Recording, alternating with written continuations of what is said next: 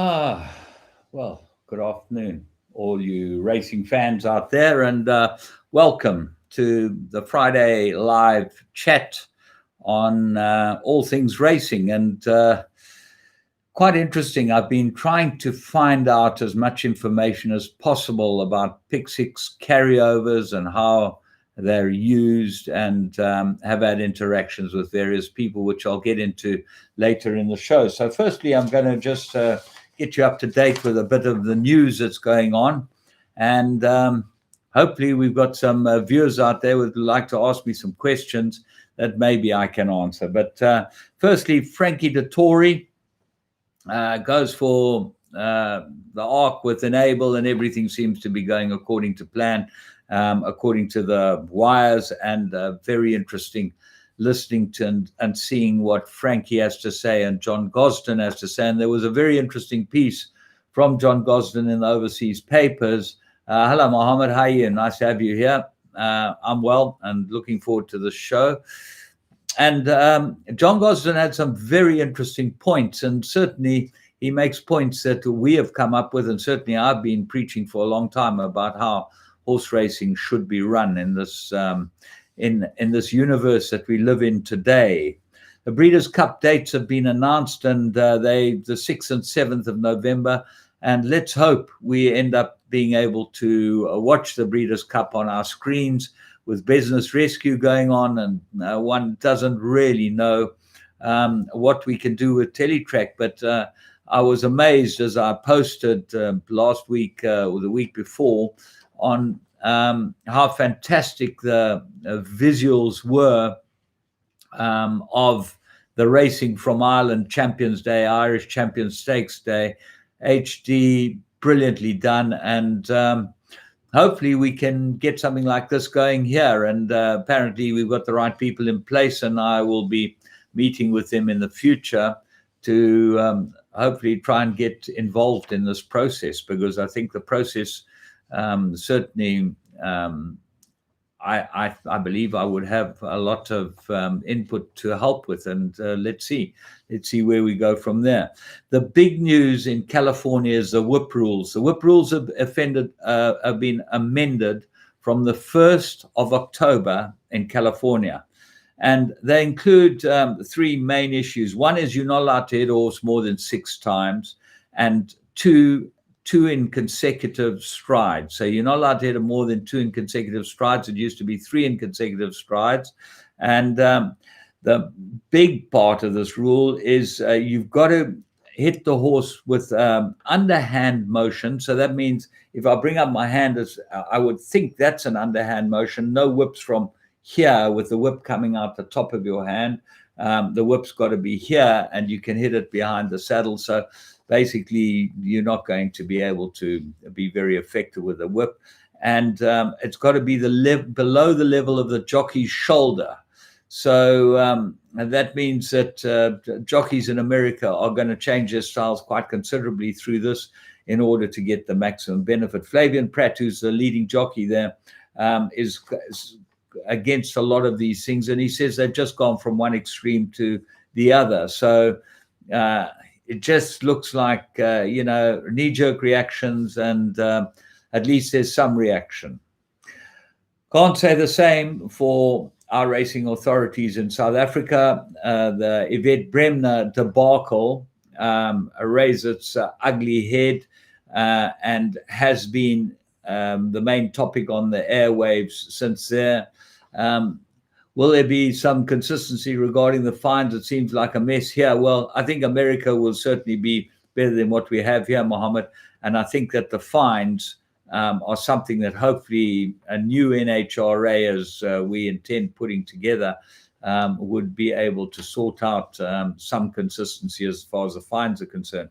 But just going to the Yvette Bremner and Headley McGrath fiasco, as we know, there was a rampage. They let horses out. They killed a horse, injured many other horses. These were the grooms who worked for the Bremner stable, added to a number of others from other stables, apparently, because the point was that there were only 60 grooms in Yvette Bremner's employ, and there was a mob of over 200 grooms who went on the rampage. What came out of it was very disappointing and distressing, in that the NHRA have distanced themselves from the whole thing, and certainly them stopping the International Racing Club from running horses in club colours black as a mark of sympathy to what happened to the horses and to the whole action, I think was very, very badly handled. You should be allowed to make a peaceful protest, and I think that the International Racing Club are very important on our shores, and they're a bunch of passionate people. They bring in new clients from overseas, and they should have been allowed to race in club colours. Anyway, they didn't race in club colours black. They raced in their own colours, and I think they've had 3 winners since, which is fantastic to see, in partnership with all their people. And well done to the International Racing Club. I know they were big supporters of Headley and Yvette. The saddest news of the whole thing is that Headley and Yvette are now moving out of South Africa. Now, this is a situation that just really is not tenable as far as our racing is concerned and as far as our country is concerned. And I'm not going to get into politics or anything like that, because that's not my place of expertise. But it really is sad that we lose people of this caliber through something as diabolical as what happened. And you can understand their angst and unhappiness as far as this is concerned, and I'm truly sympathetic to them. I found them to be extremely good people as far as this business was concerned. They ran a really professional operation, and what was the best part of Yvette Bremner's operation was that she was really transparent. Now, just talking about transparency, I see the comments in computer form. Every week I do these previews for Interbet on the race meetings, and we get the same mundane comments from trainers. Each way chance, has ability, each way chance. We saw a horse win this week that had some sort of mundane comment about it, and it won pretty well. And some of the stables are just not pulling rank, and this has got to change. In order for us to be transparent and open and encourage punters to bet on races, you have got to give them as much information as they need and as they want. So I think the trainers should be a lot more transparent, and I'm not going to mention names, but some of them are really very nondescript in their explanation of what they think of their horses, and the money shows you that they fancied or not fancied. And normally some trainers are very good at getting them spot on. A lot of them are very bad. So, these type of things just are not necessary. Let's get on to the main point in hand, and I'm going to show you a document that I have done here, which is Pick Six carryovers, okay?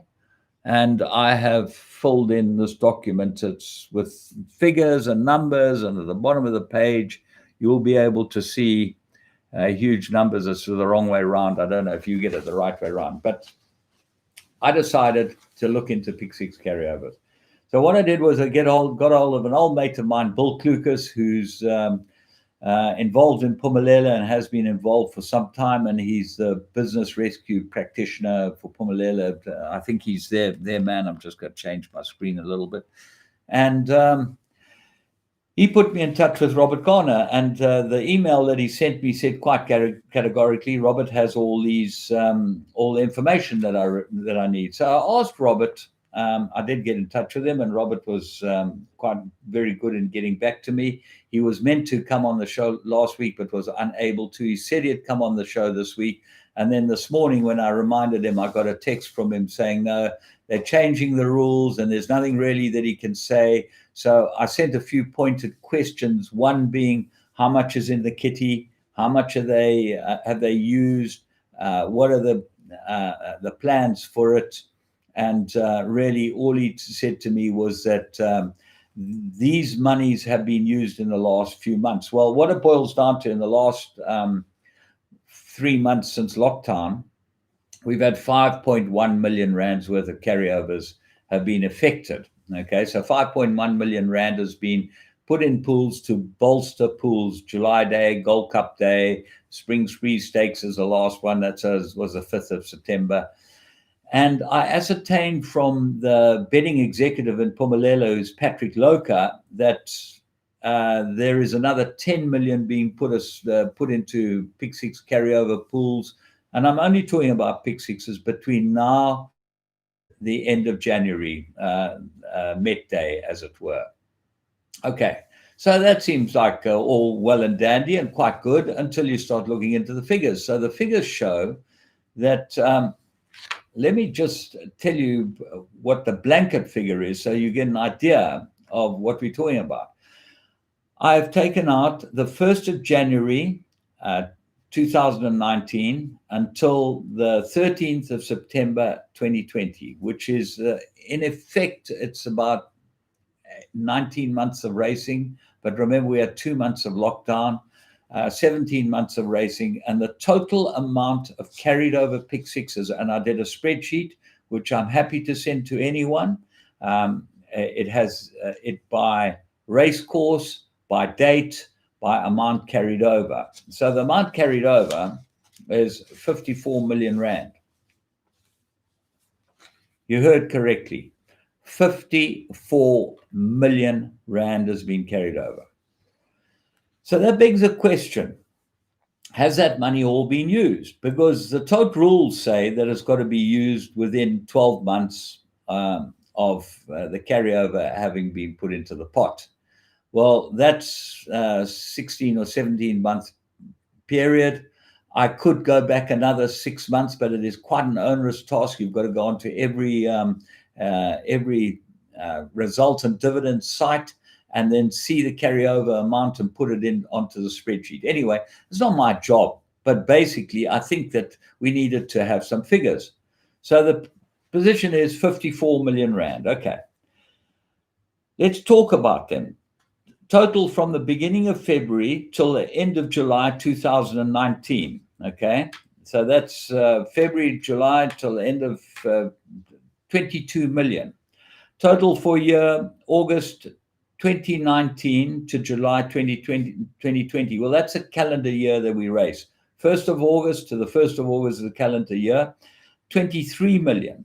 From the beginning of August this year until the 17th of September, 5.8 million.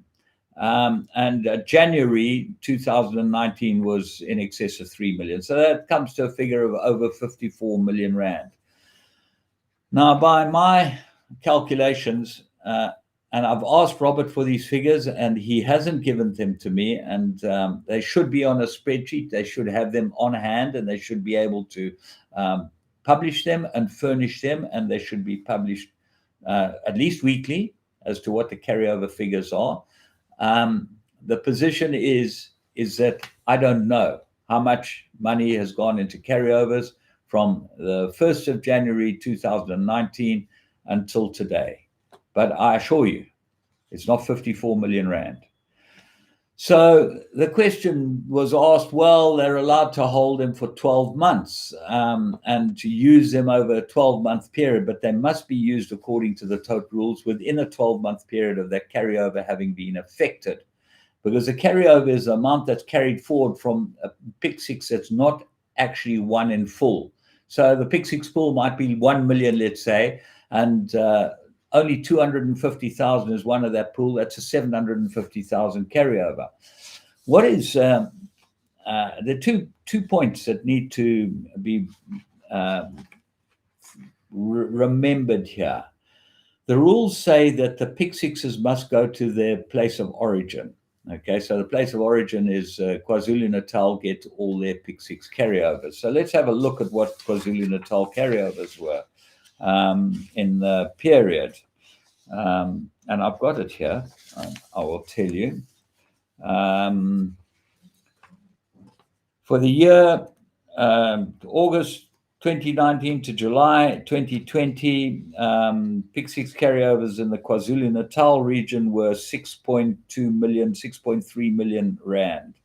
Kenilworth, Durbanville were 2.3 million rand. Fairview was 2.45 million rand, nearly 2.5 million rand. Flamingo Park was 1.3 million. Turffontein and the Vaal was in excess of 10 million rand. So those are the figures that we have for the calendar year, and that comes to 22 million. Right, August, September, up till now, we've had 5.8 million rands worth of Pick Sixes. In KwaZulu-Natal, we had 3.2 million rand worth of carryovers in KwaZulu-Natal. Fairview, we had 1.2, and Vaal, Gauteng, 1.4 million rand. So I'll go back to the figures again.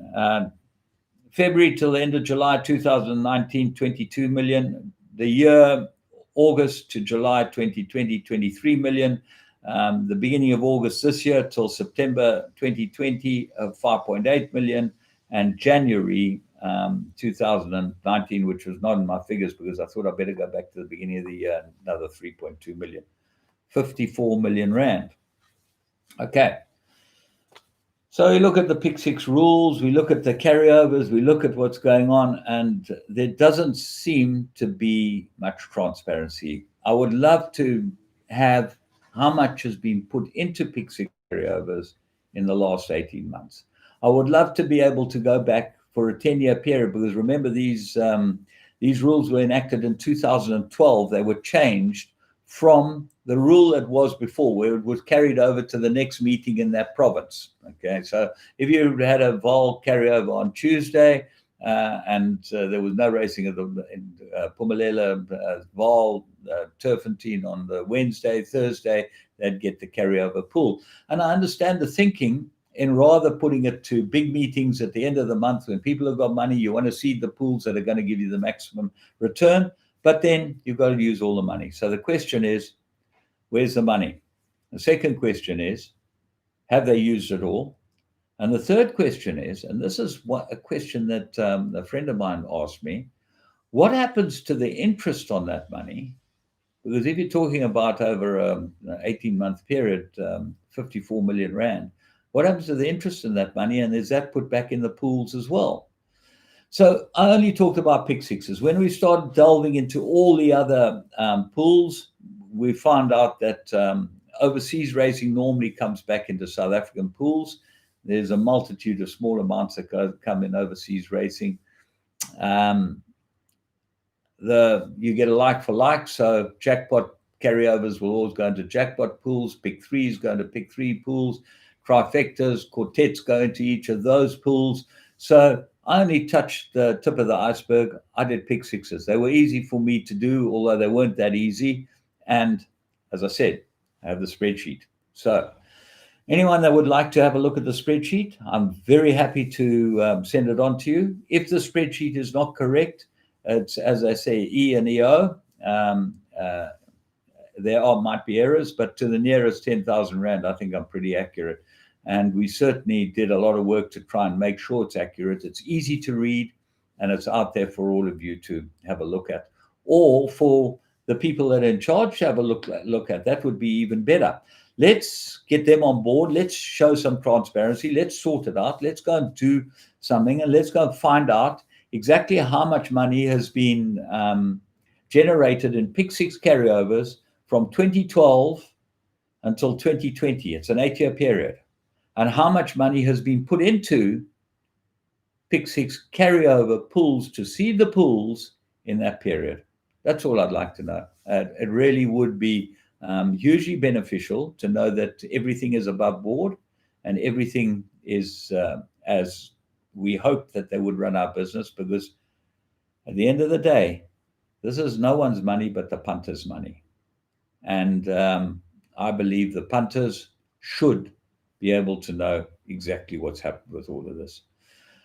Thanks for joining me. I'm sorry I wasn't able to have a guest, and I hope that you've enjoyed this. And hopefully something will come of it, because we're not going to stop. As you know, with that bookmaking company that I've now got a court date with, uh, I'm like a dog with a bone. Unfortunately, that's my nature. Can't let things go, and I'd rather have answers, and I'd like to be able to answer the questions. Varish, thanks for joining us, but we're going to sign off now. And just to all of you out there that end up watching this, my phone is on. You can always give me a call, and I'm very happy to chat about anything that we mention on the show, and anything to do with racing. It's what I'm here for, what I was born and bred for, to try and not only support the sport that I love, but actually do good for it and fix problems. I'm a fixer. That's what I've always been. And I attack problems and fix them. Hopefully, the Pick Six problem will be sorted out. Have a great weekend's racing. And remember, subscribe to my show. Please press the subscribe button, press the notify button. You will be notified then every time I come on. Tomorrow, we've got Turfentine. Sunday, we've got KwaZulu-Natal racing. Hi, James. Share your contact number with us. It's everywhere to be seen. I'm not going to put it on